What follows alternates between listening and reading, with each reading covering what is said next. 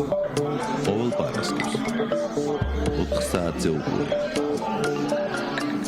მარიკა არევაძის საავტორო გადაცემას უსამართლო სასამართლო.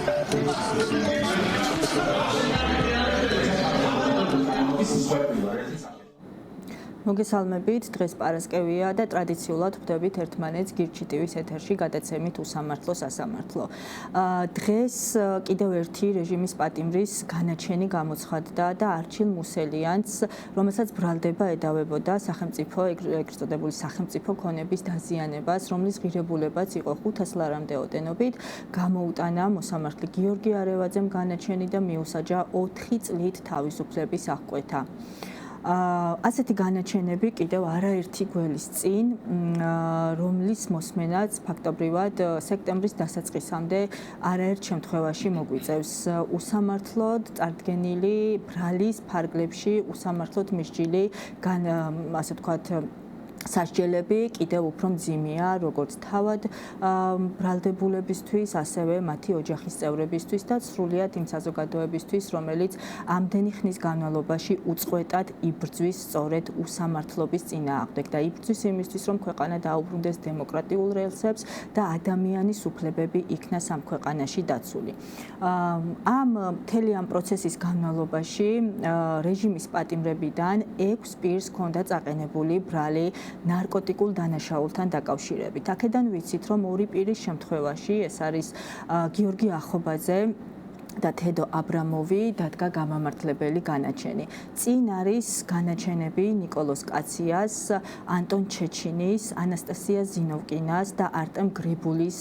საქმეებთან დაკავშირებით. და დღეს სწორედ ვისაუბრებთ ჩვენ ანტონ ჩეჩინის, ანასტასია ზინოვკინას და არტემ გრიბულის საქმეებზე, მათ ადვოკატებთან, გიორგი ჩხეიძესა და შოთა თუთფერიძესთან ერთად პირველ რიგში დიდი მადლობა სტუმრობისთვის და დიდი მადლობა ზოგადად ჩართულობისთვის ამ პროცესში, იმიტომ რომ ამ პროცესში განსაკუთრებით მნიშვნელოვანია ადვოკატის როლი, ადვოკატის, რომელიც თავისი პროფესიონალიზმით და კეთილსინდისიერებით ემსახურება უდანაშაულო ადამიანებს და საზოგადოებას პრინციპში იმისათვის, რომ რაღაცნაირად ამ ქვეყანაში დაბრუნდეს ადამიანის უფლებები. ამ საქმეებთან დაკავშირებით ჩვენ ვხედავთ ნარკოტიკულ დანაშაულებთან დაკავშირებით, რომ 2 გამამართლებელი განაჩენი გვაქვს, თუმცა 4 საქმეზე განაჩენი არის გამოსაცხადებელი, ხომ? რა ხდება, ძალიან მნიშვნელოვანია აღვნიშნოთ, იმიტომ რომ ეს ადამიანები, თქვენი დაცვის ქვეშ ყოფი პირები, გამოირჩევიან კიდევ ერთი ნიშნით, ისინი არიან ეროვნებით და მოქალაქეობით რუსები და შესაბამისად, როგორც თავად აცხადებენ, გამოქცეული არიან სწორედ იმ ტერორს, რომელიც ყოველდღიურად არსებობს პუტინის რუსეთის პირობებში და აქაც წააწყდნენ ფაქტობრივად აი ამ მოცემულობას, რაც შეიქმნა მათ თავს. გარდა ამისა, ჩვენ ვიცით, რომ ანტონის შემთხვევაში მას ჯანმრთელობის საკითხებიც აქვს სამწუხაროდ, ხოლო ანასტასიას შემთხვევაში უმძიმესი განაცხადი გააკეთა მან, როდესაც მისი გამოკითხვა მოხდა. მოდი ჯერ პირველი კითხვით თქვენთან გადმოვალ, გიორგი, რა ბრალი აქვს ანტონს წაყენებული და რამდენად მყარია პროკურატურა ამ ბრალში? კი ბატონო, მოგახსენებთ, პირველ რიგში მადლობა მოწვევისთვის. ანტონ ჩეჩინი დააკავეს 2024 წლის 3 დეკემბერს დილის საათებში და ბრალად მას წარდგენილი აქვს ის სამართლის კოდექსის 260 მუხლის მე-6 ნაწილის აქვე პუნქტით გათვალისწინებული დანაშაული, რაც გულისხმობს ნარკოტიკული ნივთიერების შეძენა შენახვას განსაკუთრებით დიდი ოდენობით. საჯელის სახით ითვალისწინებს 8-დან 20 წლამდე, ანუ უვადო თავისუფლების აღკვეთას. რაც შეეხება უშუალოდ ანტონ ჩეჩინის პიროვნებას, თქვენ სწორად აღნიშნეთ, რუსეთის ფედერაციიდან არის ეს ადამიანი, დაახლოებით 2017 წლიდან მოყოლებული იგი აქტიურად იღებდა მონაწილეობას სხვადასხვა საპროტესტო აქციებში. ასევე მისი გადმოცემით ნავალნის პარტიას ეხმარებოდა და ასევე რამდენჯერმე აქვს მონაწილეობა მიღებული არჩევნებში დამკვირვებლად ამ პარტიის წარმომადგენელი გახლდათ. შემდგომ, როდესაც უკვე დაიწყო უკრაინაში მიმდინარე მოვლენები, გულისხმობ სისხლის ომს, ამ ესე რომ ვთქვათ, ომის საწინააღმდეგო აქციებშიც იღებდა ეს პიროვნება მონაწილეობას, თუმცა საბოლოო ჯამში მისი უსაფრთხოებიდან გამომდინარე, იგი იძულებული გახდა რომ ჩამოსულიყო საქართველოში, თუმცა მანამდე ასევე მნიშვნელოვანი არის ხაზგასმა, რომ რეალურად ანტონ ჩეჩინი ჩეჩინის მიმართ მიმდინარე ის რეპრესიული ღონისძიებები, რაც ტარდებოდა რუსეთის ფედერაციაში, აღნიშნული საწინააღმდეგოდ მან მიმართა ადამიანის უფლებათა ევროპულ სასამართლოსაც, სადაც მოიგო ეს დავა რუსეთის ფედერაციასთან მიმართებაში და დაეკისრა ასევე რუსეთის ფედერაციას კომპენსაციის სახით კონკრეტული თანხის გადახდა. ცხადია რუსეთის ფედერაციიდან არანაირი სახის რეაგირება ამას არ მოყვება, მით უმეტეს იმ რეალობაში, რომ ევროსაბჭოდან გარიცხულიც არის რუსეთის ფედერაცია, ამის შემდგომ როგორც უკვე აღნიშნე, ჩამოდის საქართველოში და 2024 წელს განსაკუთრებით, თავად როგორც ანტა ჩეჩინი აცხადებს პირად საუბარში და ასევე დაკითხვაშიც ანალოგიურად განაცხადა,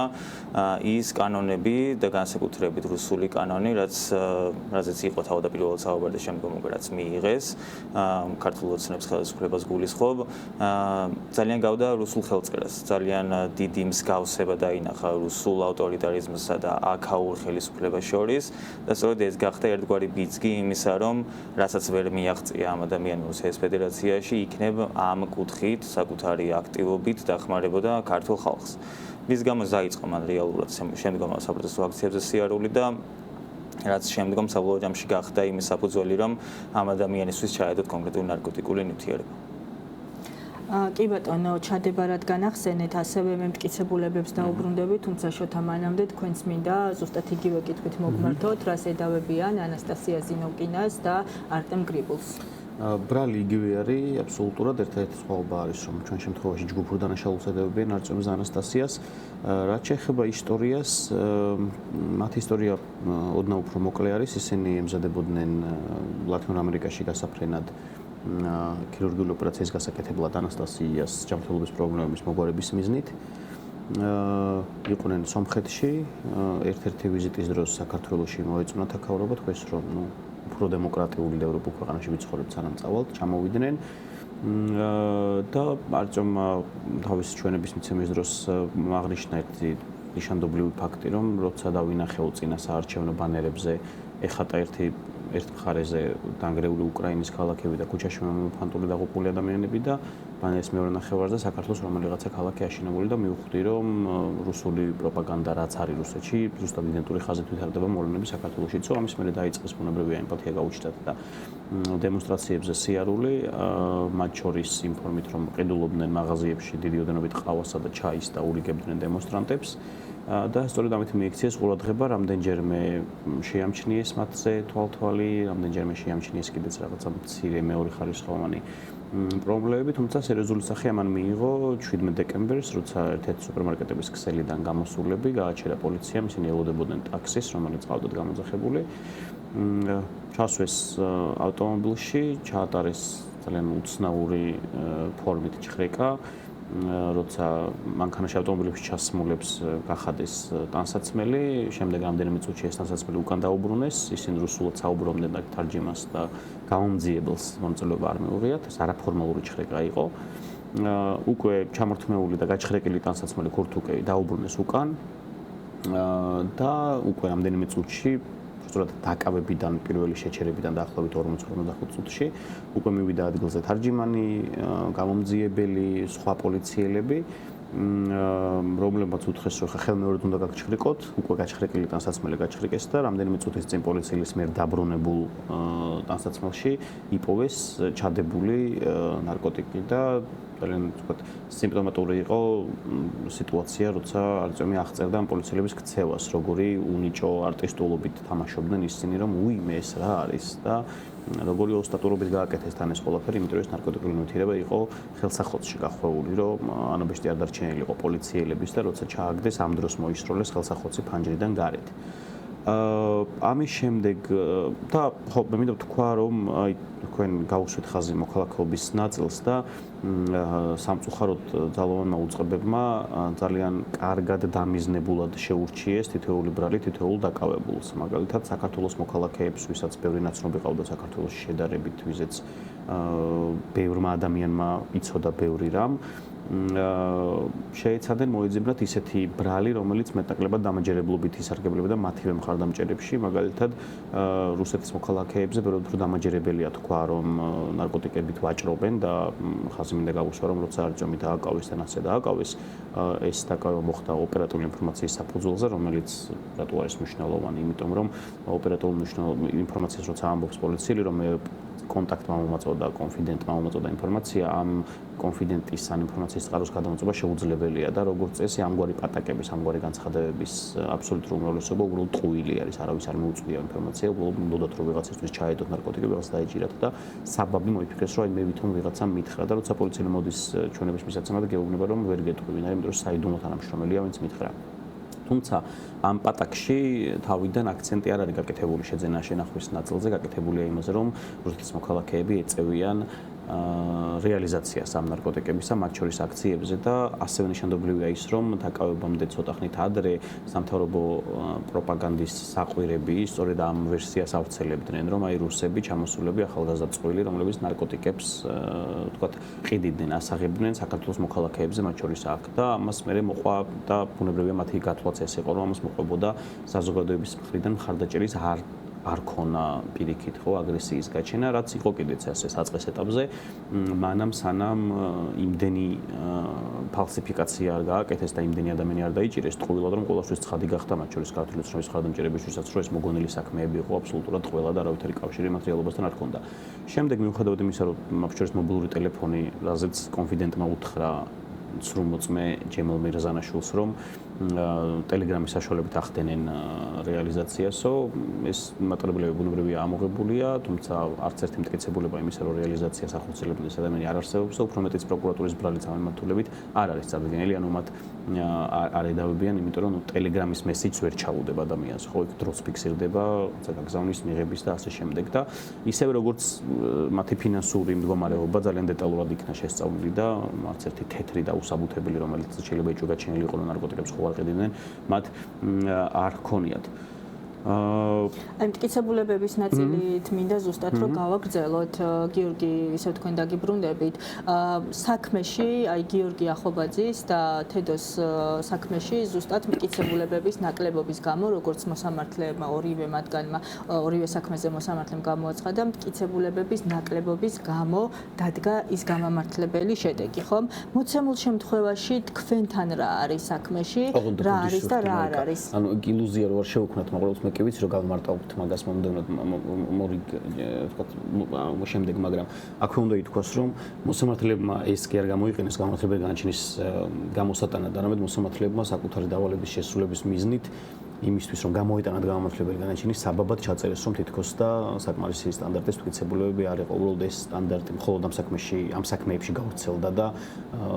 აბსოლუტურ უმრავლესობაში საქმეებისა მსგავს გარემოებებს საერთოდ ყურადღებას არ აქცევს ასამართლო. კი, აქ ნიშანდობლივია ის რომ როდესაც ჩვენ რა რეჟიმში ვიმყოფებით და ეს ჩვენს მსმენელს და მაყურებელს ნამდვილად აქვს ასე თქვა სრულყოფილი ინფორმაცია არაერთ გადაცემაში გვისაუბრია, როდესაც ჩვენ ვართ მოცემულობაში რომ რეჟიმი ხედავს რამხელა უკურიაქცია მიიღო საზოგადოებისგან ამდენ უკანონოდ დაკავებულ პირთან დაკავშირებით და სწორედ უკანდახევის პროცესში ეძებს გამოსავალს. იქ სადაც აქვს ლავირების საშუალება, უმცირებს, უკვალიფიცირებს და ასე შემდგომ, მაგრამ ეს ისეთი საქმეებია, სადაც უბრალოდ ლავირების საშუალება არ არის, არ უნდა დადგეს გამამართლებელი განაჩენი ან გამამტყუნებელი. ეხლა მოცემულ შემთხვევაში, გიორგის და თედოს შემთხვევაში, ხომ მოსამართლეებმა თავი გადაირჩინეს და ეს ამ არგუმენტაციით დააჯერეს ვიღაცეები, რომ ამიტომ უნდა დამდგარიყო გამამართლებელი განაჩენი თუ პირიქით ეს გახდა უკანდახევის ერთ-ერთი მიზეზი და დავალება, ეს ჩვენი განხილვის საგანი არ არის, მაგრამ მე კითხვა სწორედ დავსვი იმასთან დაკავშირებით, თუ ამ განაჩენებში რა წერია, მტკიცებულებების ნაკლებობა, იმიტომ რომ მას შემდგომ რაც გიორგის საქმესთან დაკავშირებით განსაკუთრებით დაიწყო საუბარი ცრუმოწმე პოლიციელების, ჩამდები პოლიციელების, იმიტომ რომ თუ ადამიანი უდანაშაულოა, საიდანღაც ეს ნარკოტიკული საშუალება ხომ მოხდა იქ, ჩამდები პოლიციელების შესახებ, დღეს სხვათა შორის მოსამართლე რომეო ტეშელაშვილმა გააკეთა საერთოდ ეს წარმოუდგენელი სტანდარტია მოსამართლე რომ თავის გადაწყვეტილებაზე Facebook პოსტებით რაღაცებს წერს, მაგრამ გააკეთა და ზუსტება რომ გამოძიება ჩაატარა უკვე ჩადებულია თუ არა. ჩადებული არის კი არა, ანუ მტკიცებულებების ნაკლებობაო. მე რატო დავსვი ეს კითხვა მტკიცებულებების ნაკლებობასთან დაკავშირებით? პირველი, როგორც აღნიშნე, რომ ეს არის ფორმალური მოცემულობა ამ წუთას და მეორე, იგივე სტანდარტის არის დაუშვათ ეს საქმეები, თუ არის რამე უფრო მეტი მტკიცებულება წარმოდგენილი საქმეში, რომ ჩვენს მსმენელსაც გქონდეთ კონკრეტული ინფორმაცია და სავარაუდო მოლოდინი. კი ბატონო, მოგეხსენებთ, სანამ უშუალოდ მტკიცებულებებზე ვისაუბრებთ, მცირედით განმარტავ, რომ თითქმის ანალოგიური ფაქტორული გარემოებებს ქონა ადგილი, რაც უკვე შეთამახსენა, მათ შორის ანტო ჩეჩინის საქმესთან დაკავშირებით, უშუალოდ პირადი ჭრილების მიმდინარეობაზე გულისხმობ იმას, რომ როდესაც ანტონი მოათავსეს ავტომობილში და სადაც ავტომობილში მოხდა ეს პირადი ჭრილების წარმოება, ჭრილება ჩატარდა ორჯერ. პირველ ჯერზე ამოიღეს ყველაფერი, რაც მას ჰქონდა, გულისხმობ მობილური ტელეფონი, powerbank-ი, სხვადასხვა მონეტებს აგროვებს ანტონი და ყოველთვის თან დაგქონდა. და ეს სხვადასხვა ნივთები ამოიღეს, დაალაგეს. ამის შემდგომ ანტოს მოსთხოვეს, რომ გაეხადა ქურთუკი და გადაეცა ერთ-ერთი, ესე რომ ვთქვათ, გაუმზიებლისთვის, პოლიციელისთვის. ანტონმა ის გააკეთა, გადასცა, ხოლო შემდგომ რაც 2 წუთის შემდგომ, როდესაც დაუბრუნეს ეს ქურთუკი და მოსთხოვეს, რომ ხელახლა ჩაეცვა. ამის შემდგომ უკვე ქურთუკის ერთ-ერთი ჯიბიდან, წინამარცხენა ჯიბიდან ამოიღეს ეს პაკეტში მოთავსებული მოთეთრო ფერის ნივთიერება, რომელიც შემდგომში აღმოჩნდა კონკრეტული ნარკოტიკული საშუალება. რაც შეეხება უშუალოდ მტკიცებულებებს მსგავსად ამ საქმეებისა, ამ ანტო ჩეჩინის სისხლის საქმეშიც არ მოიპოვება რაიმე სახის ნეიტრალური მტკიცებულება, პირველ რიგში, რა თქმა უნდა, საუბარი არის ვიდეო ჩანაწერზე და ასევე ნეიტრალური პირის დასწრებას. ამასთან დაკავშირებით პროკურატურის ბრალდების ხარის ვერსია არის ის, რომ თითქოს ანტო ჩეჩინი წინააღმდეგობას უწევდა გაუმზიებლებს და სწორედ ამის გამო მოათავსეს ანტონი ავტომობილში და შემდგომ წინააღმდეგობის გაწევიდან გამომდინარე მათ ვერ მოახერხეს. ამიტომ ჭირდებათ. მათ ვერ მოახერხეს კონკრეტული ტექნიკური საშუალების გამოყენება და შესაბამისად ვიდეო ჩაწერა. რაც შეეხება უშუალოდ ნეიტრალურ პირთან მიმართებაში შედარებით განსხვავებული ვითარება არის ამ საქმეში და გულისხმობ რას. პროკურატურის ვერსიით ნეიტრალური პირი შეიძლება იყოს საგამოძიებო მოქმედებაში მონაწილე თარჯიმანი, რომელიც თავად საგამოძიებო ორგანოს მიერ არის მოყვანილი, მოწვეული. და გულისხმობ რას. ეს ქალბატონი შორენა ტაბატაძე, რომელმაც მიიღო მონაწილეობა ამ საგამოძიებო მოქმედებაში 6 წელი არის დასაქმებული კონკრეტულ, როგორც თვითონ განმარტავს, 6 წელი არის დასაქმებული კონკრეტულ სათარჯიმნო კომპანიაში, რომელიც ახორციელებს ამ მომსახურებას, ესე რომ ვთქვათ, სხვადასხვა საგამოძიებო უწყებებთან, დაასახელა მიგრაციის დეპარტამენტი, თბილისის პოლიციის დეპარტამენტი და ასევე ცენტრალური კრიმინალური პოლიციის დეპარტამენტი. ჩვენ შეკითხვებზე განმარტა ამ პიროვნებამ, რომ თითქმის 6 წლის განმავლობაში თითქმის ყოველდღიური და დღეში არაერთხელ ამ ადამიანს უწევს თითქმის ყოველ დღე საგამოძიებო და საპროცესო მოქმედებაში მონაწილეობა. ჩვენ შეკითხვები დაუსვით ასევე ამ ადამიანს კონკრეტულ პიროვნებებთან დაკავშირებით, რომლებიც არიან ანტო ჩეჩინის სისხლის საქმეში გაუმძიებლები, დეტექტივები და ასე შემდეგ. და ამ ქალბატონმა განმარტა, რომ თითოეულ მათგანს ძალიან კარგად იცნობს, თითოეულ მათგანთან ახასიათებს, ახლო ურთიერთობა და არაერთხელ აქვს თითოეულ მათგანთან ერთად მიღებული საგამოძიებო მოქმედებაში მონაწილეობა. რაც თავისთავად გამორიცხავს იმ გარემოებას, რომ რეალურად ამგვარი სახის მოწმე შეიძლება ჩაითვალოს ნეიტრალურ პირად. ჩვენთვის დაცვის ხარისხის არ არის პრობლემატური ის საკითხი, რომ სწორედ ეს ქალბატონი იყო მოწვეული როგორც თარჯიმანი, იმიტომ რომ რეალურად სახელმწიფოს მხრიდან გამოცხადებული შესაბამისი ტენდერიც და ტენდერში გამარჯვებაც და შემდგომ ამ კომპანიიდან კონკრეტული პიროვნების მოწვევა და დასწრება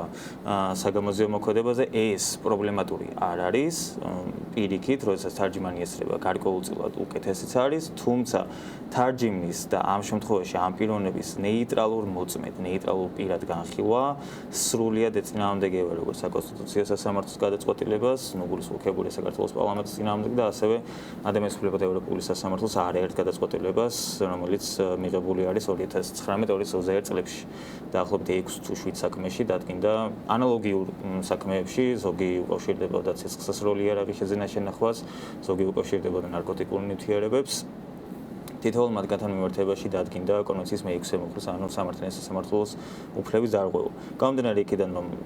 ჩხრეკას არ ესწრებოდა არც ნეიტრალური პირი, ჩხრეკის არც ვიდეო ფიქსაცია არ მომხდარა და რაიმე მსგავს. გამომდინარე აქედან რეალურად პროკურატურას არ აქვს იმის შესაძლებლობა, ვერ შექმნა ყოველ შემთხვევაში ის მაღალი სამართლებრივი სტანდარტი, რაც ითვალისწინებს ნეიტრალური მტკიცებულების მოპოვებას. აქედან გამომდინარე სასამართლოს აქვს სრული შესაძლებლობა იმისთვის, რომ ჩვენ რო ვისაუბროთ სამართლიანი სასამართლოს პირობებში, გამოიტანოს გამამართლებელი განაჩენი ანდო ჩეჩინის სისხლის სამართლის საქმესთან დაკავშირებით.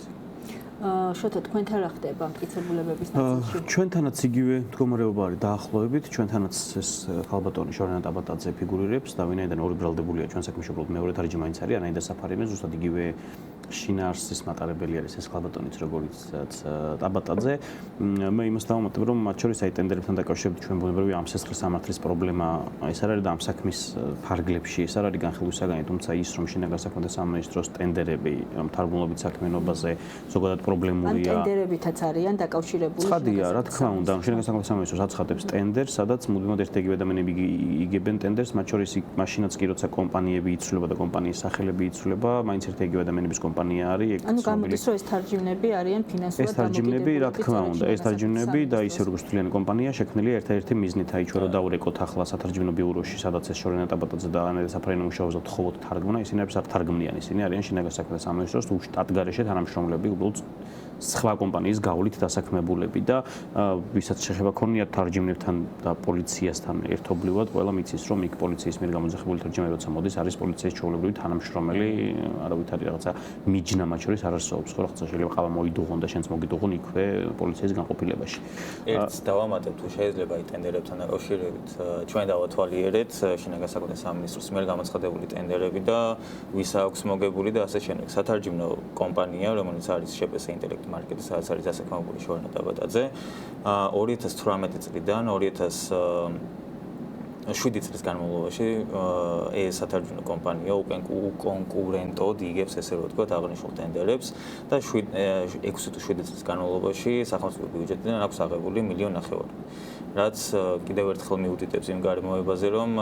თითქოს და რაღაც უკონკურენტო გარემოში მაინც და მაინც ერთ და იგივე კომპანია იგებს ამ ტენდერებს და შემდგომ ერთ და იგივე კომპანიის ერთ და იგივე წარმომადგენლები იღებენ მონაწილეობას სხვადასხვა საგამოძიებო და საპროცესო მოქმედებებში, როგორც ჩვენს საქმეში, ისე ეგრე არის. თქვენ საქმეში. და როგორც მახსოვს, მაგ ტენდერში სატენდერო პირობა ერთ-ერთი არის 5 წლიანი მუშაობის გამოცდილება შინაგან საქმეთა სამინისტროსთან და იმის გამო შეუძლებელია ხო უბრალოდ ვერ მიიღებ მონაწილეობას. მორგებული პირობებით გამოცხადება, როცა ხდება ეს კიდე კორუფციის საკითხია, კი ბატონო. შემდეგი ნაწილი ჩვენთან რაც არის, მათ შორის ნეიტრალური მტკიცებულების თვალსაზრისით, უნდა ითქვას ისიც, რომ ჩვენ საქმეში ანტონის საქმისგან განსხვავებით არის ვიდეო ჩანაწერი, ოღონდ ეს ვიდეო ჩანაწერი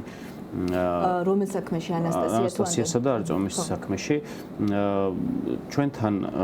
არწომის ჩხრეკის დროს როგორც პირად ჩხრეკას ასევე ანასტასიას ჩხრეკას პოლიციელები იღებდნენ რეალურად ვიდეო კამერის საშუალებით მობილური ტელეფონის საშუალებით უბრალოდ.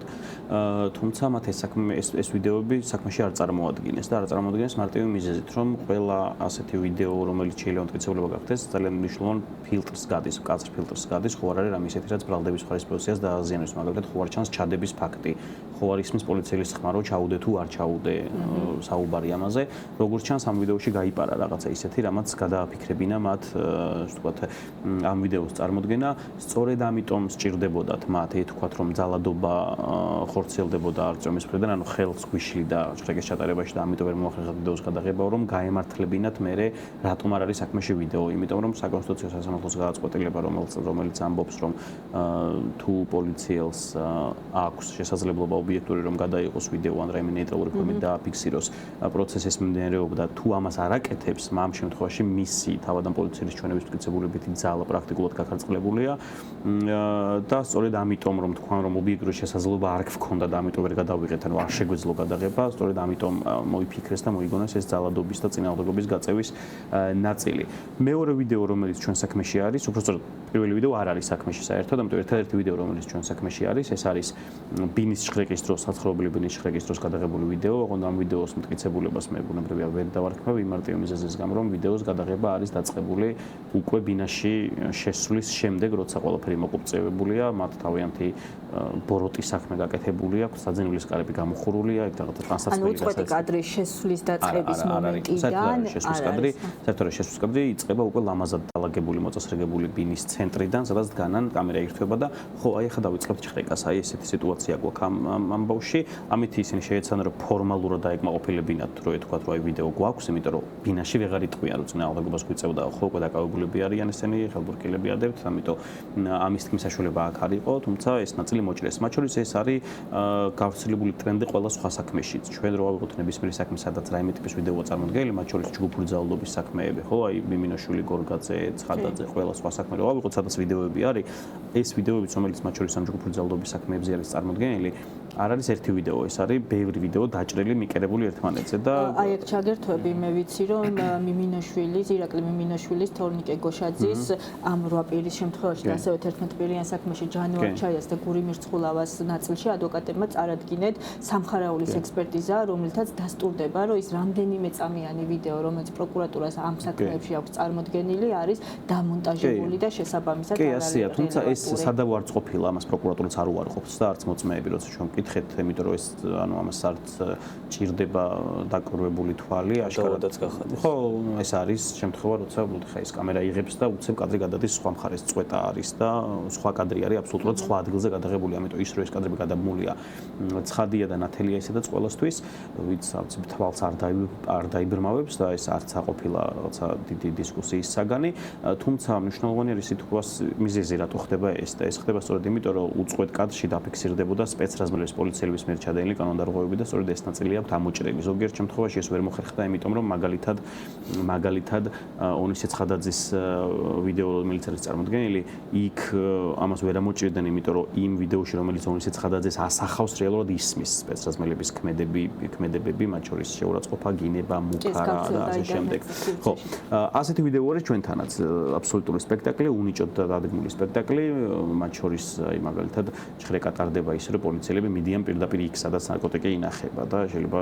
შეჭებაში დავიწყო წინასწარ იციან სად არის. მაგალითად არ გადიან აივანზე, ამ ბინას აივანი აქვს და აივნის შხრეკა საერთოდ დაავიწყდათ, არ გაუჩხრიკავთ აივანი და როცა უთხარით რომ კითხეთ რომ რატო არ გაჩხრეკეთ აივანიც, ხო, ბინა არის, კითხეს რომ უკვე ნაპოვნი ქონდაო და იქნები კაც იყო. ხო, რა თქმა უნდა, უკვე ნაპოვნი ქონდა, რაც ნიშნავს, ანუ და ლოგიკა შეიძლება მაშინ იყოს, ხო? მათ შორის ამ ჩხრეკის დროს სახლში იმყოფებოდნენ კატები და ეს კატები ვერ ნახეს საერთოდ, ანუ არც ერთმა პოლიციელმა, რომელიც ჩხრეკას არ ატარებდა, არ იცოდა, რომ სახლში ცხოველი იყო. პროცესზე მოსვლის დროს, როცა ვკითხეთ, არ უნახავთ ეს კატები და დადგენილი ფაქტია, რომ იქ იყვნენ ნამდვილად ცხოველები ამ ბინაში ცხოვრობდნენ ანასტასიანა და არწომთან ერთად. ამას გარდა საქმეში მთავარი მტკიცებულება და მთავარი სიმპტომი, რომ ჩვენ ავადმყოფ ქვეყანაში ვცხოვრობთ, არის რა თქმა უნდა პოლიციელების ჩვენებები, რომლებზეც მე განსაკუთრებული გულის ტკივილი მაქვს ხოლმე, იმიტომ რომ მე იმ თაობას მივეკუთვნები, რომელმაც პოლიციის ტრანსფორმაცია ნახა ძალიან ღრმა ბავშვობაში და ამიტომ განსაკუთრებული პატივისცემა მუნდირის ღირსების მიმართ მართლა მაქვს და ყველა პატიოს ამ პოლიციელს ძალიან დიდ პატივს ვცემ. და განსაკუთრებით გულსატკენია, როცა ვუყურებ, რომ ჩემი თაობის ადამიანები, რომლებსაც ფიცი აქვს დადებული ჯერ ქვეყნის წინაშე და მე სასამართლოში უკვე ჩვენების მიცემის დროს დებენ ხოლმე როგორც წესი რელიგიურ ფიცს, რომ მე ღმერთის წინაშე ვფიცავ. რელიგიურს დებენ ადმინისტრაციულ ფიცს. კი, როგორც წესი ასე აკეთებენ ხოლმე, ამ ადამიანებს შეუძლიათ რომ ძალიან პრიმიტიული მარტივად გასაშიფრით ყვივილები ისაუბრონ, რომ თვალსაც არ ახამხამებენ ხოლმე ზოგიერთი განსაკუთრებით უსინდის უარის ხოლმე, ხო? მათ შორის მაგალითად ჩვენ ყავდა ერთ-ერთი მოწმე ესეთი ირაკლი მუხათგვერდელი, რომელიც აი, ირაკლისთან დაკავშირებით კიდევ ცალკე მინდოდა და ბარემ ამ კითხვასაც დავსვავ, იმიტომ რომ ანასტასიას გამოკითხვის შემდგომ მან განაცხადა ჩემთვის უმძიმესი ფაქტი და მთელი საქართველოსთვის ალბათ და ყველა ნორმალური ადამიანისთვის, როდესაც მან გაუპატიურების მცდელობის იმიტაცია იყო თუ ის რა იყო, არ ვიცი, გაუპატიურების მცდელობის შესახებ განაცხადა სწორედ ამ პირის თან დაკავშირებით სასამართლო პროცესზე. მიმართულებით რაიმე მოქმედებები გამოძიება. ხო, აი გამოძიებით ცალკე გეტყვით ახლა. ჩვენ რამდენიმე ფაქტი გვქონდა, როცა გამოძიების დაწყება მოვითხოვეთ მათ შორის სარწმუნოზე ზეწოლის ფაქტები, ერთ-ერთი შემთხვევა ჩვენ გვქონდა პირველი გადაკვეთა მე და გრიშს გვქონდა, როცა არწომა მოიყვანეს პროცესზე ნაცემი. პენიტენციურ დაწესებულებიდან და მითხრა რომ რაღაც საკანი არსებობს სადაც ესე საცემად შეყავთ ხოლმე ადამიანები და იქ შემოსახლესო, იქ ფიზიკური დაპირისპირება მოხდა და გამომიყვანესო და ახლაო მე მგონიო ჩეჩინი გადაიყვანეს მაგ საკანშიო და გეხოცები დაურეკეო და მე და გიორგი მაშინ შევხმიანდით როცა გამოგვიგლიჯა ამ საქმედან ანტონის კომუნიკაცია ხო მაშინ იყო ამის შემდეგ და ცხადია ამაზე ჩვენ განცხადება გავაკეთეთ მათ შორის გამოძიებაც დაიწყო სასამართლომ გააგზავნა მათ შორის და ესეც ყველა საქმისთვის საერთო არის შეტყობინება სპეციალურ საგამოძიებო სამსახურში 10 განსვენებულში უბრალოდ ამ საქმეების პრობლემა ეხა ის არის რომ ამ საქმეებს ეხა ყველა საქმეზე არც კი ვიცი ვინ იძიებს აი ზოგიერთი ვიპოვე ვინ იძიებს იმიტომ რომ მას შემდეგ რაც ეს საგამოძიებო უწყება რომელიც ისედაც ბუტაფორია იყო რას აშავებდა ეხა კაციტაძე ანუ გამოიძიებდა რამეს აშავებდა იმას რომ არის ასრულებდა ნაკისმაგებულებას ხო არა ვიძახი აი ქართული ოცნებისთვის ხო არა შევდა მათთვის აი რასიზმი და გამოიძიებდა სპეცრაზმის ხარებას დაკითხავდა თუ ისი გამკეთებელი იყო ხო მაგრამ მაინც თეორიული შანსიც კი იმისი რომ თეორიულადაც კი ინსტიტუცია რომელიცაც ევალებოდა ამისი გამოძიება ამგვარი საქმეების არ დატოვის გააუქმეს და დღეს ვის რა საქმე აწერია და რაღაცა ვისი საქმე ვის დოსიეში აღარ გაიგებ არ არსებობს ადამიანი რომელსაც დაურეკავ და კითხავ რომ მე რო დაზარალებული ვარ ან მასალა მინდა ვნახო ან გამოძიება რა ეტაპზე ან რა გაკეთდა ამის შემდეგ აბსოლუტური ქაოსი არის მაგ მიმართულებით ამ არჩევის შემთხვევაში ეგრე მოხდა შეტყობინება გაიგზავნა სპეციალურ საგამოძიებო სამსახურში თუმცა რამდენიმე თვე არის მე არც მომიკითხავს ეგ საქმე მაგაზე ეხლა რესურსის ხარჯვა უბრალოდ დროის კარგვა მგონია პროკურატურას თხოვო ფარცხალაძის პროკურატურას რომ აბა იმ საქმეზე რა ხდება და წინ როგორ მივიწევთ ალბათ ამას არავითარი მნიშვნელობა და არავითარი აზრი არ გააჩნია ხო რომ დაუბრუნდეთ მუხათგვერდელი ხო ირაკლი მუხათგვერდელი იყო მოწმეზე და ასევე ირაკლი მუხათგვერდელი იყო ერთ-ერთი მოწმე რომელიც მოვიდა ძალიან უმახიანად სასამართლო პროცესზე ერთ-ერთი ყველაზე უტიფარი მოწმე იყო იმიტომ რომ არავითარი დისკომფორტი არ ჰქონდა როცა ტყუილს საუბრობდა მათ შორის ანასტასიამ პირდაპირ გაახსენა და შეახსენა ამ მდგომარეობა როცა დაემუქრა ის სექსუალური ძალადობით და კამრის შეხსნა დაიწყო სიტყვებით რომ ეხა მე შემოვა დაგსაჯო და ამ ადამიანს ეთყობოდა რომ მანიაკი იყო ჩვეულებრივი პერვერტი თუმცა ისე როგორც ყველა სხვა მოწმე პროცესები მშრალი გამოვიდა ხო იმის და მიუხედავად რომ ყველა მე და ანასტასიამ კი არა მხოლოდ პროკურორმაც მოსამართლემაც მანდატურმაც კი რომელიც იქ უსაფრთხოებას იცავს იცოდნენ რომ მუხათგვერდელი იტყვებოდა ბუნებრივია ის გამოვიდა ამ დარბაზიდან მას ხელბურკილოებისთვის არ დაუდიათ როგორც ფილმებში ხდება ხოლმე და სულ რამდენიმე დღეში ჩვენთვის გახდა ცნობილი რომ ის დააკავა შინაგან საქმეთა სამინისტრომ იმიტომ რომ მონაწილეობდა სროლაში King David-ის ბიზნეს ცენტრთან ხოლო შემდეგ ეს მონაწილეობდა სროლაში ეს გამოძიების მასალებიდან არის ცნობილი როგორც მე ვიცი, თუმცა ბუნებრივია ჩვენ ცდომა ამაზე არ გვაქვს, თუმცა რა ზუსტად ვიცი, არის რომ ვიდეო გავრცელდა სოციალურ ქსელში, შემგამრულებმა გადაიღეს უკვე მანქანაში ჩამჯდარი გამოსული და თუმცა მიდის სადღაც ეცლება ამ ტერიტორიას, ეგეთი პოლიციელი ოპერატიული მანქანით, ანუ დაბურული მინებით მოძრავი მიმავალი მანქანიდან გმირთა მოედანზე ისვრის ცეცხლსასროლი იარაღიდან, აი საპირისპირო მოძრაობის მიმართულებით. და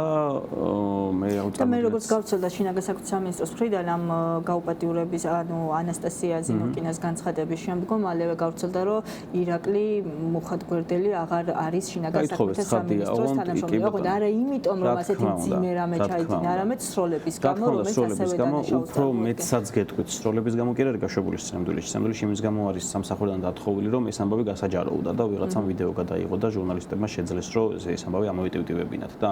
ფორმალური წესრიგი არსებობს შინაგან საქმეთა სამინისტროში რაღაცა ეგეთი ფასის გადახდა რომ აგერ მოძალადე კი არა აგერ ვინც პოლიციელი რომელიც ქუჩაში პრაქტიკულად ადამიანებს ესროდა ხო იქ გამვლელი შეიძლება ნებისმიერი ყოფილიყო ბუნებრივია მას ვერ დატოვებდნენ სამსახურში თუმცა ეგეც სიმპტომატური არის რომ აი ამ ჯგუფური ძალადობის ბიჭებს მაგალითად ქვასროლია ბიჭებს ეძახიან ზოგიერთ მათგანს პირდაპირ მნიშვნელობით ქვისროლოს ედავება გამოძიება ხო ზოგიერთ მათგანს მუყაოს ქაღალდის როლოს ედავება გამოძიება ისინი 9 თვე არის უკვე თითქმის პატიმრობაში არიან და ვერ გამოიძებნა უფრო ნაკლებად მძიმე ზომა რო ახვეთ ღონისძიება შეუცვალონ ან გირაო ან თავდადებნებისმიერი სხვა ზომა ხოლო ეს მოძალადე ადამიანი რომელიც იარაღით ხელში სახელმწიფო მანქანით სამსახურებრივი მანქანით ქუჩაში უბრალოდ სროლაში მონაწილეობდა მხოლოდ 4 დღე იყო დაკავებული და შემდეგ ის გირაოს საფუძველზე იყო განთავისუფლებული ახლა რომ გითხრათ რომ ეს რამე გავლენას მოახდენს გალუსტაშვილზე იმასთან დაკავშირებით რომ ენდოს თუ არ ენდოს მუხათგვერდელის ჩვენებას არ მოახდენს მე ამას ღრმად ვარ დარწმუნებული. თუმცა რა თქმა უნდა ინდიკატორი არის და მე იმედი მაქვს რომ ოდესმე თუ ჩვენ რაღაცა რეალურ მართლმსაჯულებასთან წვდომა გვექნება და აუცილებლად გვექნება არ მინდა ვიფიქრო რომ ეს სტრასბურგი იქნება მე და დადგება ისე რომ ეს ყველა საქმე იქნება გამოკვლეული საფუძვლიანად შესაბამისი სფეროს ექსპერტების მიერ. მე ასევე მინდა კითხვა ანასტასიას და მე ანტონის ჯანმრთელობის მდგომარეობასთან დაკავშირებით ანასტასიას გავრცელებული ინფორმაციით აქვს ხერხემლის მიდამოებში მძიმე ჯანმრთელობის მდგომარეობა. როგორ არის ახლა ის და აი სპეციალური ლეიბი, რომელიც ამ ტიპის დაავადებისას არის მნიშვნელოვანი, არის თუ არა უზრუნველყოფილი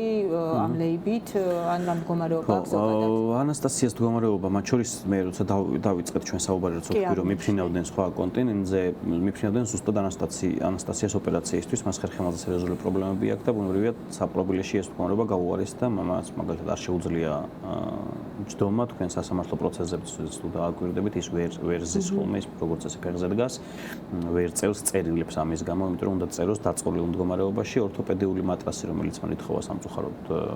არ იქნა მისთვის მიწოდებული იმიტომ რომ როგორც ამბობენ უსაფრთხოების წესებს ეწინააღმდეგება და უფრო მეტიც მიუხედავად ორთოპედიული მატრასი რომელსაც რაღაცა აქ შიგნით ზამბარა ან რაღაცა ტიპის ძაფი ან რაღაცა მსგავსი ეს არ არის უბრალოდ ლეიბი როცა საპრობლემში ეუბნებიან რომ მხოლოდ უბრალოდ ლეიბი შეიძლება რეალურად მიუხედავად იმისა შეიძლება თუ არ შეიძლება ორთოპედიული მატრასი საპრობლემში მაშინ მათ ვალდებულება აქვთ რომ ანასტასია უნდა გადაიყვანონ უნდა სხვაგან თუ სადაც შეიძლება იქ უნდა წაიყვანონ მაშინ ხო თუ აქ არ შეიძლება თუმცა ბუნებრივია ხა ეს მათთვის არ არის რაღაცა პირველი და მეორე ხარისხოვანი საკითხი ამიტომ ანასტასია მდგომარეობა უარესდება მე იმედი მაქვს რომ ამ ჯანმრთელობის უფლებაც ერღვევა კი რა თქმა უნდა მთელი ეს პერიოდის განმავლობაში იყო თავიდან ეს ნაწილი ცოტა მეტად ასატანი იყო იმიტომ რომ ნუ სანამ გარეთ იყო ფიზიკური აქტივობა რაღაცა სანამ შეეძლო თერაპიული მკურნალობის ჩატარება მეტნაკლებად თქვა ტკივილების მენეჯმენტი ხერხდებოდა და თქვა პოზიციების მენეჯმენტი და მას შემდეგ რაც უკვე საპრობილეშია და ბუნებრივია იქ არც ეს პირობები არ არის რომ რაღაცა თერაპია ჩაიწეროს ანუ არანაირი სახის მკურნალობა გამოკვლევები არ უტარდება ანასტასიას ჩვენ ჩავიტარეთ ერთხელ კატე მეორეჯერ გვინდოდა იგივეს გაკეთება ოღონდ პასუხი გვაქვს რომ 6 თვე უნდა გავიდეს ერთი ჩატარებიდან რომ რაღაცა კიდე უნდა გადაიღოს რაღაცა მსგავსი ეს ხო ხო ნინოსთან რო გქონდა დათაშვილთან მე საუბარდი რომ ანალოგიური პრობლემა აქვს ჯანმრთელობის შესაძლებელია მე მგონი რომ მოხდეს ესე იგი საკუთარი ხარჯით ამ კვლევის დაფინანსება და იქნება მიმართულებით გვაქვს ანუ განცხადება დაწერილი გვაქვს კი როგორც წესი პასუხს არ ვიღებთ ხოლმე ბოლო განცხადებას ჯერ არ ვიცი რა პასუხი იქნება, მაგრამ თავად ანასტასია მაგმართულები ძალიან აქტიურია და სულ ცდილობს ხოლმე ამ ამბის მოგვარებას. უბრალოდ საკითხი დგას ისე, რომ ანასტასია იმ მკურნალობას, რომელიც მას სჭირდება, იქ ვერც მიიღებს სამედიცინო პუნქტში, პენიტენციურ დაწესებულებაში შეუძლებელია, როგორც გითხარით, საქართველოში ის ოპერაცია, რომელიც ანასტასიას სჭირდება, საერთოდ არ კეთდება. სწორედ ამიტომ მიფრინავდნენ ისინი სხვაგან ბილეთები ჰქონდათ ნაყიდი უკვე. ხო პოლიციელებს უნდა კიდე დაუბრუნდე ერთი საკითხის. გადაუბრუნდე აუცილებელია და გადავიდეთ და მე გავდივარ. კაი, აკპოტის ნაწილში გავაერთიანოთ, ხო, იმიტომ რომ ასევე საკმაოდ მძიმე ინფორმაცია ვრცელდება ანტონთან დაკავშირებით, ასე თქვა ჯანმრთელობასთან მიმართებით, როგორ არის ის და მის ჯანმრთელობის უფლებასთან დაკავშირებით რა მოცემულობა გვაქვს? კი ბატონო, მოგახსენებთ, ნუ ანტონს ძირითადად თითქმის ყოველდღიურად აწუხებს თავის ძლიერი ტკივილები. მან ჯერ კიდევ რუსეთის ფედერაციაში მისთვის ცნობილი გახდა, რომ რაღაც კისტოზული წარმონაქმნი ქონდა მას, შემდეგ რომ საქართველოში ჩამოვიდა 2024 წლის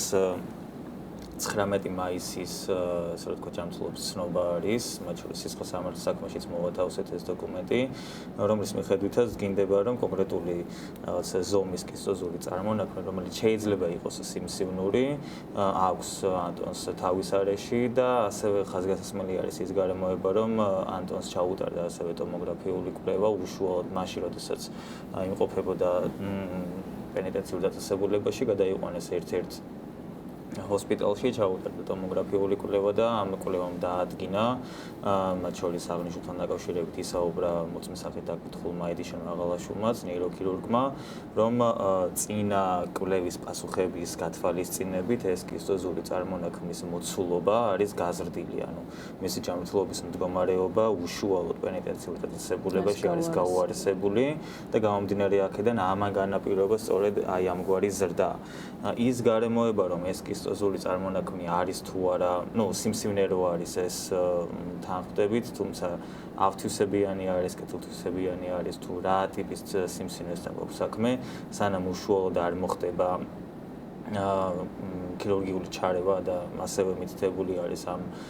შესაბამის ცნობებში, რომ ქირურგიულ ჩარევას საჭიროებს ანტონი, სანამ არ მოხდება ეს ქირურგიული ჩარევა და სანამ არ მოიკვეთება ეს კისტოზური წარმონაქმნი, მანამდე იმის დადგენა ეს ავთვისებიანი არის თუ კეთილთვისებიანი, ამ ეტაპისთვის შეუძლებელია. გამომდინარე აქედან საჭირო არის, რომ ანტონს ჩაუტარდეს ოპერაცია ამ თვალსაზრისით, თუმცა როგორც თავად ანტონი განმარტავს, მას სურს, რომ კიდევ ერთხელ გადაიღოს ტომოგრაფია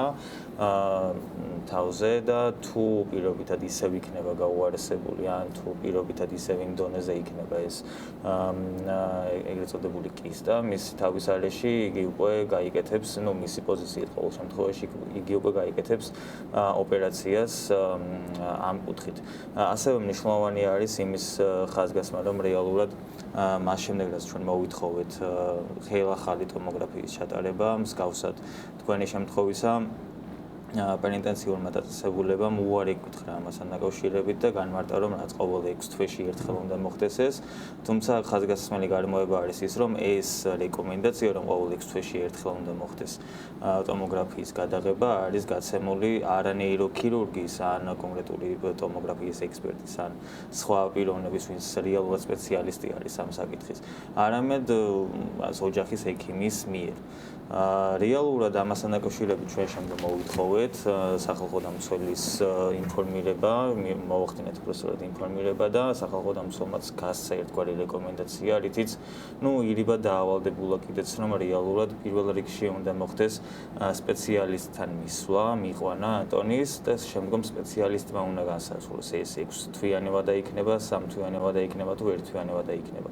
მაგრამ უშუალოდ სასამართლო პროცესს, როდესაც ვკითხეთ ბატონ ედიშერს, რომ ხო შეიძლება რომ 1 თვეში ჩატარდეს, 3 თვეში ჩატარდეს, 6 თვეში ჩატარდეს. ეს არის აბსოლუტურად თქვენზე დამოკიდებული. თქვენ შეგიძლიათ ყოველ მეორე დღესაც კი ჩაიტაროთ ამგვარი კვლევაო. აქედან გამომდინარე ჩვენთვის გაუგებარი არის, რატომ აჭიანურებს ამ პროცესს, მათ შორის პენიტენციური დაწესებულება და ამ დასკვნის, ამ რეკომენდაციის შემდგომ რა იმის სახის ქმედით ნაბიჯები გადადგმული არის თუ არა, ეს ჩვენთვის ამ ეტაპისთვის ყოველ შემთხვევაში უცნობია. მათ შორის ანტონ ჩეჩინისთვისაც უცნობი არის ეს გარემოება, მიუხედავად მისი არაერთი მოთხოვნისა, რომ გადაყვანილი იქნას და ჩაუტარდეს ტომოგრაფიული კვლევა, ჯერჯერობით ამ ეტაპზე ყოველ შემთხვევაში აღნიშნული არ არის დაკმაყოფილებული სახელმწიფოს მხრიდან. ცხადია, რომ ჩვენ გავაგრძელებთ ერთგვარ მოთხოვნას, რომ მისი ჯანმრთელობის უფლება იყოს სრულყოფილად დაცული, მიუხედავად იმ გარემოებებისა და იმ პირობებისა, რომელშიც ანტონი იმყოფება, თუმცა ასევე ხაზგასმელია ის გარემოება, რომ უკვე ამ ეტაპამდე, ამ მომენტამდე სახელმწიფოს მხრიდან გადადგმული ეს ნაბიჯები არ შეიძლება შეფასდეს ქმედითად, იმიტომ რომ ანტონი ყოველთელი ამ დროის განმავლობაში ითხოვს კონკრეტულ რაღაცას, ითხოვს მისი ჯანმრთელობის მდგომარეობის გადახედვას და ეს არ არის მხოლოდ ანტონის მოთხოვნა, თავად ამ ცნობებში, ობიექტური მოცემულობა საჭიროა ფორმასებშიც არის ამასთან დაკავშირებით ხაზგასმა, რომ ანტონ ჩეჩინის ჯანმრთელობის მდგომარეობა საჭიროებს პერიოდულ შემოწმებას. ანუ ეს ჩემი ადვოკატის, როგორც ანტონის ახირება ერთგვარი არ არის, ეს არის ოფიციალური დოკუმენტი, რომლის მიხედვითაც ანტონ ჩეჩინის ფიზიკური ჯანმრთელობის მდგომარეობა საჭიროებს პერიოდულ გადახედვას, რაც პირველ რიგში გულისხმობს ტომოგრაფიის ჩატარებას. კი ბატონო, შოთა რაღაცის თქმა გინდოდა, მოდი ამას დაუბრუნდეთ ჩვენ ისე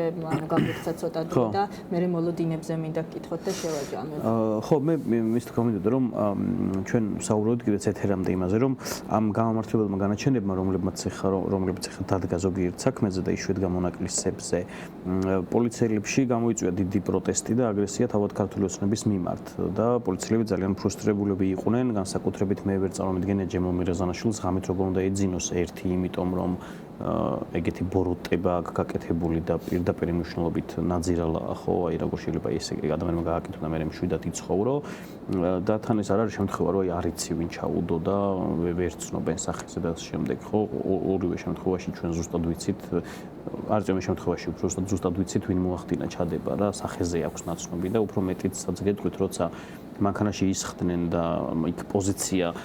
საჩხრიკი პოზიცია პოლიციელები ამტკიცებენ რომ მანქანაში უფრო ადულად გავშხრიკეთო და თქვენ შეგიძლიათ წარმოიდგინოთ ამას არ ჭირდება რამე სპეციალისტობა ან რაღაცა სპეციალური განათლება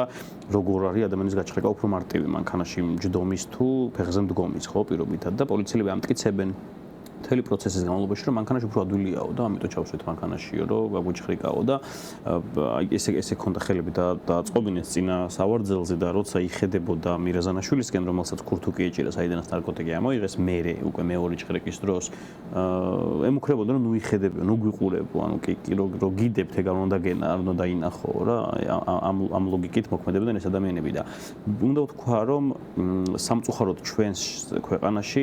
არის მიჩნეული რომ ოპერატორული მუშაკი შეიძლება იყოს დამნაშავე ოპერატორული მუშაკი შეიძლება იყოს გაუნათლებელი ოპერატორული მუშაკი შეიძლება იყოს იდიოტი ოპერატორული მუშაკი შეიძლება დანაშაულს ჩადიოდეს და მას პასუხი არ მოითხოვება არასდროს და უფრო მეტსაც გეტყვით დაუსჯელობის სინდრომი არის სწორედ ის რაც ჩემთვის პოლიციელებს უთქვამთ მაგალითად მე როცა მithქვამს ეგ სპეცრაზმელებისთვის პოლიციელს ჩემთვის უთქვამთ რომ კაიო კაცო დაანებთავიო ჩვენ სპეცრაზმე ყველას ჭირდებაო ყველა მთავრობას ჭირდებაო რა მნიშვნელობა აქვს რა მოხდებაო რა როცა ვეუბნებოდი რომ მოგეთხოვებათ მაგაზე ოდესმე პასუხი თქო სპეცრაზმე ყველას საჭირო არის, არაფერი არ მოგეთხოვებაო და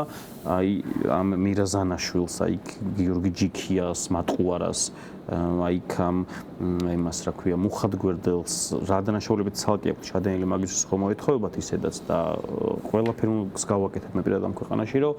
აუცილებლად ისინი ბრალდებული სკამზე აღმოჩნდნენ იმისთვის, რაც გაუკეთეს უდანაშაულო ადამიანებს. ყველა ის პირი, ვინც მონაწილეობდა უდანაშაულო ადამიანების დასჯაში, ვინც მონაწილეობდა ამ ქვეყნის კონსტიტუციურ ჩარჩოს რღვევაში, აუცილებლად ცვლილებების მერე იქნება ეს შემთხვევები გამოძიებული, ოღონდ არა ისეთი ცრულ გამოძიებლების და მოწმეების მიერ, როგორც ახლა გვაქვს, არამედ ობიექტური გამოძიებლების მიერ და აუცილებლად დადგება შესაბამისი პასუხისმგებლობა. აი ხშირად ვფიქრობ ხოლმე, რომ აი ეს ჯიქია, ეს მუხადგვერდელი, ეს ვიღაცა, ეს საფარიანი, ეს ვიღაცეები, ეგენი სასამართლომ უნდა აი გალუსტაშვილს უნდა გაასამართლებენ, ალბათ ეგ ხალხი ისე და ხო არ ვიცი არ იმსახურებენ ჩვენ პატივცემთ ადამიანის უფლებებს და კანონის მაგრამ ჩემი უდიდესი ემოციური სურვილი ეგ არის ძალიან მნიშვნელოვანია რომ იმ პირობებში სადაც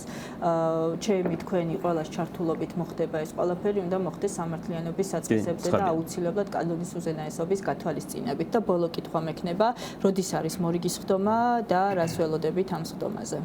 კი ბატონო მოგახსენებთ 25 აგვისტოს არის ჩანიშნული შემდეგი სასამართლო პროცესი 11 საათზე დაუცხარი წარუდგებით დასკვნითი სიტყვით ასევე ანტო ჩეჩინიის სარგებლებს დასკვნითი სიტყვის თქმის უფლებით და ამის შემდგომ უკვე 27 აგვისტოს სავარაუდოდ უკვე იქნება განაჩენი ყოველ შემთხვევაში მოსამართლემ ესე განსაზღვრა ხდომათა რიგი და ჩვენ ველოდებით რომ სავარაუდოდ 27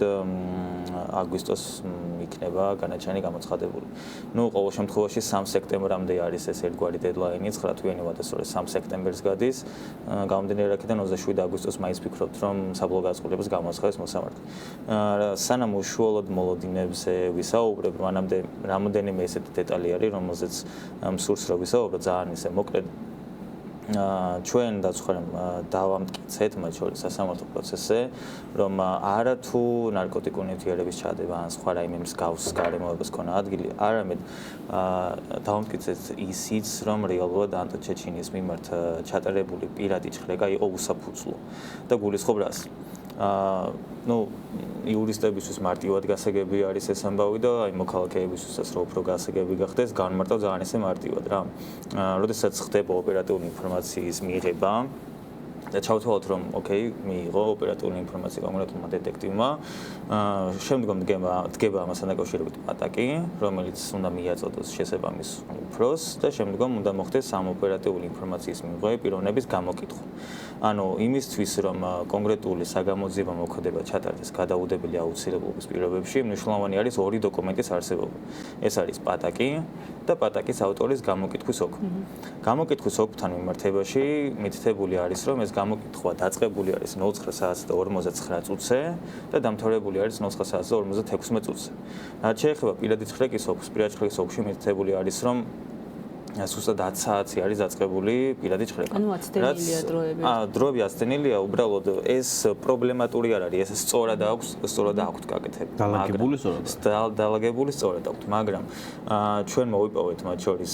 იმ ვიდეო სამოთვალყურეო კამერის ჩანაწერი, რომელიც უშუალოდ არის დამონტაჟებული ანტოჩეჩინის ადრბაზოს კართან. გარე პერიმეტრს აფიქსირებს და ასევე დადგენილი არის ის ფაქტობრივი გარემოება, რომ ამ ვიდეო სამოთვალყურეო კამერის ჩანაწერზე ასახული დრო არის რეალური დრო. ანუ არ აქვს აცდენა რეალურ დროსთან. და დავადგინეთ, რომ რეალურად ანტოჩეჩინმა საკუთარი საცხოვრებელი კორპუსის სადარბაზო დატოვა 09 საათს და 46 წუთზე, 47 წუთზე თითქმის. საიდანაც უკვე რამდენიმე მეტრში, დაახლოებით 30 წამის ინტერვალში ხვდებიან ამ ადამიანს ეზოში და ათოსებენ ავტომობილში. სადაც შემდგომ უკვე იწყება ის მოვლენები, რაც უკვე ვახსენე. ეს მიუთითებს იმ გარემოებაზე, რომ რეალურად ანტოჩეჩინის გადაადგილების თავისუფლება, მისი მოთავსება ავტომობილში, მისი პირაჭრეკის დაწყება მის პირადი ჭხრება დაიწყო მანამ სანამ არათუ დასრულდებოდა ამ პიროვნების გამოკითხვა არამედ მანამ სანამ დაიწყებოდა ან 09 საათზე 48 წუთზე დაახლოებით ანტოჩეჩინის მიმართ უკვე დაწყებული იყო მთელი ეს პროცედურა და 09 საათზე 59 წუთზე დაიწყო პიროვნების გამოკითხვა და დასრულდა 09 საათზე 56 წუთზე. ეს გარემოება რეალურად ადასტურებს იმას, რომ ეს წარდგენილი გვაქვს, ამასთან დაკავშირებით გარკვეულ წინაღობებსაც წავაწყდით. ეს ვიდეო სამოთვალყურეო კამერის ჩანაწერები დავათვალიერეთ და თვალიერებს ოქროს გვაქვს წარდგენილი სასამართლოში, შემდგომ მოვითხოვეთ ამ ვიდეო სამოთვალყურეო კამერის ჩანაწერის უშუალოდ ვიდეოს წარდგენას, შესაბამისად შემდგომობით ვიმართეთ სასამართლოს, თუმცა სასამართლომ გვითხრა გამოძიების ეტაპზე, რომ თითქოს და ეს ვიდეო სამოთვალყურეო კამერის ჩანაწერი თითქოს არ არის შემხებლობაში სისხლის სამართლის საქმესთან და არ მოგცა ზუსტად იგივე არგუმენტაციით უთხრა დაცვარის უარი სასამართლომ, როცა ჩვენ ვითხოვდით ორი ნაბიჯის კამერებმა დააფიქსირა არწომის და ნასციას დაკავება და შესაძლოა ჩადების ფაქტიც და ამ ნაწილში ითხოვდა დაცვა ამ ვიდეოების ამოღებას, იმიტომ რომ პირდაპირ ჩანს შეიძლება როგორ ჩაუდეს და დაკავება ჩანს როგორც მინიმუმ და სასამართლომ ძალიან სასაცილო მიზეზით თქვა იგივე ფორმულაციით, უბრალოდ შესაბამისად არ გამოითხოვა და ეს დიდონტისობა განადგურებული არის და უფრო მეტსაც გეტყვით, ჩვენ ვითხოვდით ვიდეო ჩანაწერს 17 საათი და 40 წუთიდან, იმიტომ რომ ამ დროს მოხდა რეალურად მათი დაკავება და სასამართლომ თქვა, რომ ჭხრეკესო ქვში წერია, რომ 8 საათზე გაჭხრიკესო და 17 საათი და 40 წუთი რა თქინდა თუ რა საჭიროა, როცა პირიქით ზუსტად ეგ იყო მთავარი ამბავი, რომ 17 საათსა და 40 წუთზე არიან სინამდვილეში გაჭრეკილები და ჩადებული აქ აქვთ და მან თქო თან კითხვა ჩდება, რომ აი 17 საათსა და 40 წუთზე რომ გამოვედი მაღაზიიდან და ოპერატიული ინფორმაცია რო არსებობს, სადაც წერია, რომ აი არ ხდება ნარკოტიკების რეალიზაციას და ამჟამად იმყოფებიან მაღაზია ორ ნაბიჯში და მე 2 საათის მერე ორ ნაბიჯში დაბმულები ხო არ არიან, რას აკეთებენ იქ რა უნდათ, ხო? ვიღაცას გაჩერებული ყავს და სინამდვილეში გაჩერებული ყავს სწორედ პოლიციას, რომელსაც დაკავებული ყავს და უდებს ამ დროს ნარკოტიკებს. შევაჭამოთ გიორგი თუ დაასრულეთ. ხო, აი ამ ნაწილში ეს ფაქტობრივი გარემოება, რომელიც დავადასტურეთ სასამართლო პროცესს, ხო, მას შემდეგ რაც არ მოგცა ამის შესაძლებლობა, შემდგომ მიმართეთ გარკვეულწილად ალტერნატიულ ხერხებს ღონისძიებებს, ესე ვთქვათ, რომ ეს ვიდეო კამერის ჩანაწერი მაინც მოგხვედრებინა საქმეში. ეს ვიდეო კამერის ჩანაწერი შემდგომ მოხდა ასევე ფორმულას ეთერში გასულ ერთ-ერთ სიუჟეტში, რომლის დათვალიერებაც მოხდა და შემდგომ უშუალოდ დისკი წარუადგინეს სასამართლოში, რომ ეს მტკიცებულება მოხვედრილიყო როგორც მტკიცებულება სისხლის სამართლის საქმეში, რაზეც სასამართლომ გითხრა, რომ ტელეკომპანიის ეთერში გასული სიუჟეტი არ შეიძლება იყოს მტკიცებულება, მაშინ როდესაც არათუ სიუჟეტის, არამედ ზოგადად ნებისმიერი სახის, მათ შორის Facebook-ის fake account-ებზე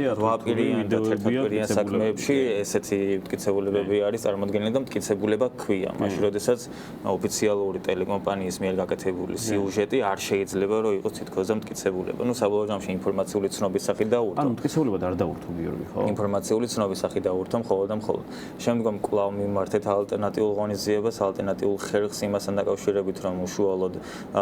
ის ეგრეთ წოდებული სკრინშოტები ამოვიღეთ, სადაც ანტოჩეჩინის გამოსვლა ფიქსირდება და მას როგორ მოყვება სავარაუდოდ პოლიციელი, რომელიც შემდგომ ანტონმა ამოიცნო რომელიც იღებდა მონაწილეობას მის პირად ხრეკაში და ესეც წარმოუდგინეთ სასამართლოს, ოღონდ ამ შემთხვევაში ცნობის სახით დაურდო. საბოლოო ჯამში ეს ფაქტობრივი გარემოება, რომელიც ჩვენ დავადასტურეთ სასამართლო პროცესზე, იმგვარი სახის არსებით დარღვევაზე მიუთითებს, რომ ნებისმიერი ბრალდებული სულ რომ აღიარებდეს დანაშაულს და სულ რომ ამბობდეს, რომ კი ეს ნარკოტიკული ნივთიერება ჩემი იყო, სასამართლომ აი ამგვარი არსებითი დარღვევიდან გამომდინარე ეს პირადი შრეკა მაინც დაუშვებლად უნდა გამოაცხადოს ცნოს.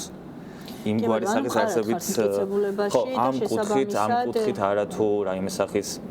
არასაკმარის მტკიცებულებებზე არის საუბარი, რომ თითქოს ვერ შექმნეს ნეიტრალური მტკიცებულება და ასე შემდეგ. არამედ ისიც ნაცვლად ჩანს, რომ რეალურად ანტონ ჩეჩინის მიმართ დაწყებული და ჩატარებული პირადი ხრეკა, როცა დაიწყო, ამ მომენტში საფუძველიც კი არ ქონდა, ფორმალურადაც კი რასაც ითხოვს, ხო, კანონმდებლობა და საერთო სასამართლო ესეც კი არ ქონდათ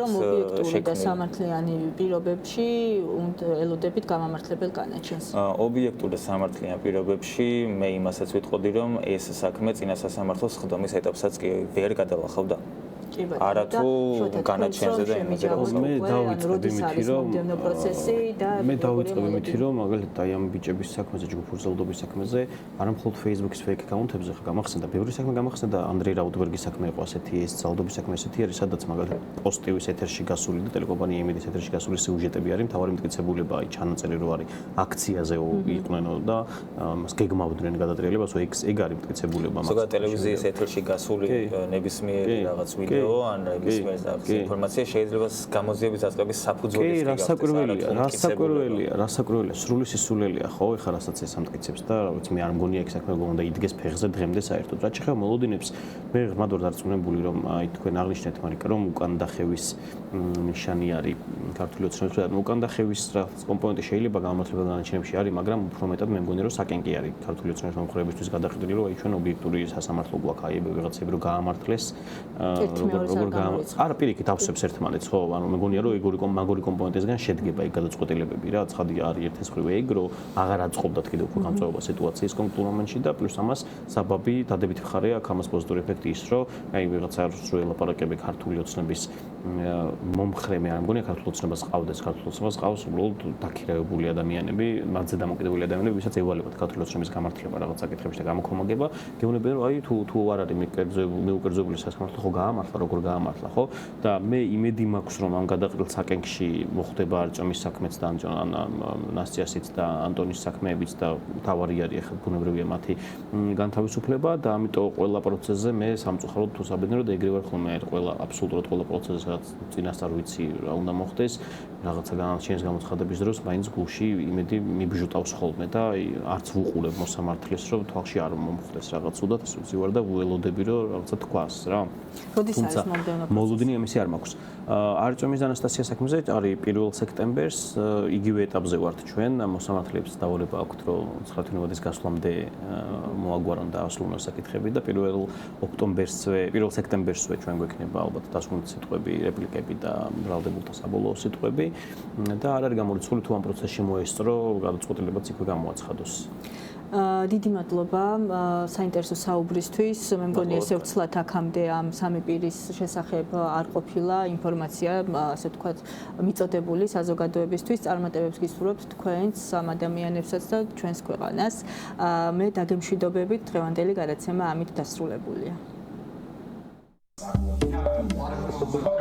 ყოველ პარასკევს 4 საათზე უყურე მარიკა არევაძის საავტორო გადაცემას უსამართლო სასამართლო